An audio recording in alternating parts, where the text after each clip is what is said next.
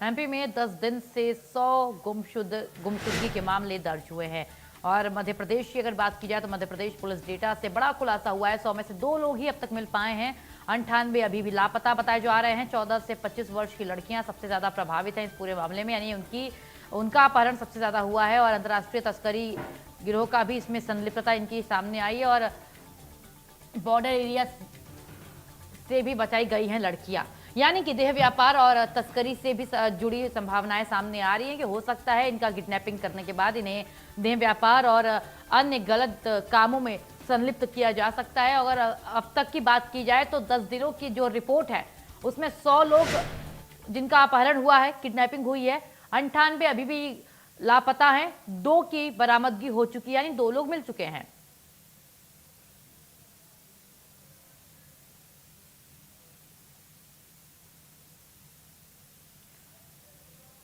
अब सीधे ले चलते हैं हमारे संवाददाता प्रखर जैन के पास, जिनसे हम अपडेट लेंगे। प्रखर, 10 दिन की अगर रिपोर्ट देखी जाए तो 10 दिन में 100 गुमशुदगी की रिपोर्ट दर्ज हुई, 98 अभी भी लापता है, 2 बरामद हुए हैं। क्या कुछ और अपडेट?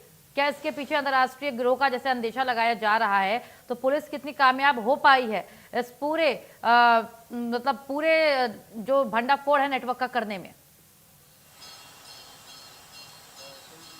देखिए, निश्चित ही ये जो रिपोर्ट है ये मध्य प्रदेश पुलिस की जो आधिकारिक वेबसाइट है जिस पर मिसिंग के जो मामले हैं वो पोस्ट किए गए जाते हैं या फिर लिस्ट किए जाते हैं, उसके मुताबिक ये आंकड़े पिछले 10 दिन में 100 लापता लोग हुए हैं। फिलहाल अगर बात की जाए तो जो लेटेस्ट अभी कुछ देर पहले अपडेट हुआ है, 95 अभी भी गायब है, जबकि 5 लोगों को अभी तक जो है वो इस पूरे मामले इन पूरी गुमशुदगियों में जो 5 लोग हैं उनकी तलाश की जा चुकी है। ये अभी कुछ देर पहले का अपडेट जो है वो एमपी पुलिस की वेबसाइट पर हुआ है। देखिए, सबसे बड़ी बात यहाँ पर यह है कि गुम कितने हैं इसका आंकड़ा ज्यादा बड़ा नहीं लगता जब हम आगे इसका पूरा विश्लेषण देखते हैं। देखिए, 100 में से अधिकतर जो केसेस है, करीब 70% केसेस जो है वो लड़कियों और महिलाओं के गायब होने के केस है। और इससे भी सनसनीखेज बात तो यह है कि इन महिलाओं में भी सबसे ज्यादा जो टारगेट पर दिखाई दे रही है, सबसे ज्यादा जो गुमशुदगियां हुई हैं वो 14 साल से लेकर के 26 साल तक की युवतियों की गुमशुदगी दर्ज की गई है। देखिए, ये तमाम आंकड़े गंभीर इसलिए भी हो जाते हैं क्योंकि बीते कुछ दिनों में अगर बात की जाए तो ऐसे और भी केसेस जिनमें भंडाफोड़ हुआ है या बरामदगी हुई है, उनमें मामले जो है वो बॉर्डर इलाकों तक भी पहुंचे हैं।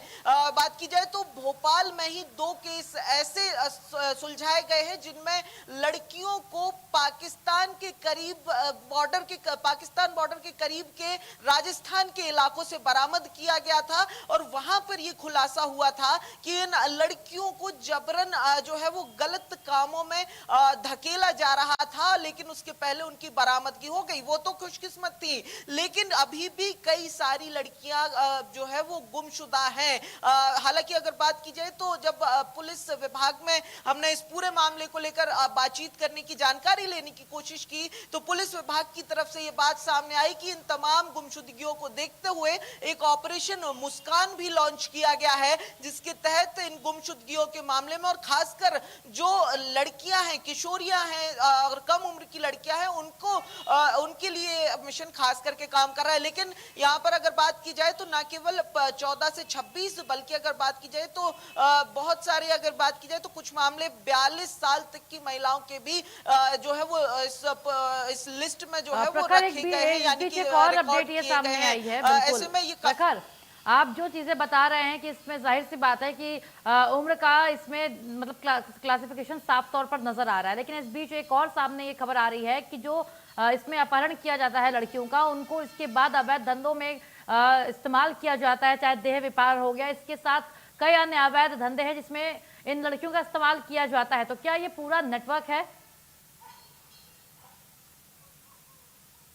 देखिए बिल्कुल इस बात से इनकार नहीं किया जा सकता, क्योंकि जिस तरीके से बीते कुछ दिनों में कुछ जो मामलों के खुलासे हुए हैं, जिनमें जो मैं जिक्र अभी कुछ देर पहले किया था, राजधानी भोपाल के गांधीनगर थाने में ऐसे मामले सामने आए थे जिनमें पाकिस्तान बॉर्डर से जो है वो लड़कियों को बरामद किया गया था। उस केस में और इस डेटा में जो हम जिसकी अभी बात कर रहे हैं, जो पुलिस की वेबसाइट पे, उसमें सिमिलैरिटीज भी कई सारी है। एक तो उम्र की भी सिमिलैरिटी है, दूसरा ऐसे ही ये गुमशुदगी का मामला लिस्ट हुआ था, तो कई सारी उसमें सिमिलैरिटीज है। इसीलिए अगर बात की जाए तो जो जांच भी हो रही है उसमें इन तमाम चीजों को नजरअंदाज नहीं किया जा रहा, बल्कि इन तमाम जो पॉइंटर्स हैं इनको भी ध्यान में रखा जाता है। और विशेष तौर पर ये पुलिस मुख्यालय की तरफ से तमाम थानों को निर्देश भी है कि इस तरीके की संभावनाओं को रूल आउट किए बिना जो है वो किसी भी नतीजे पर ना पहुंचा जाए। तो ये कहीं ना कहीं बड़ी गंभीर बात है। और हमने जब कुछ सीनियर रिटायर्ड ऑफिसर से भी बात की, इसको लेकर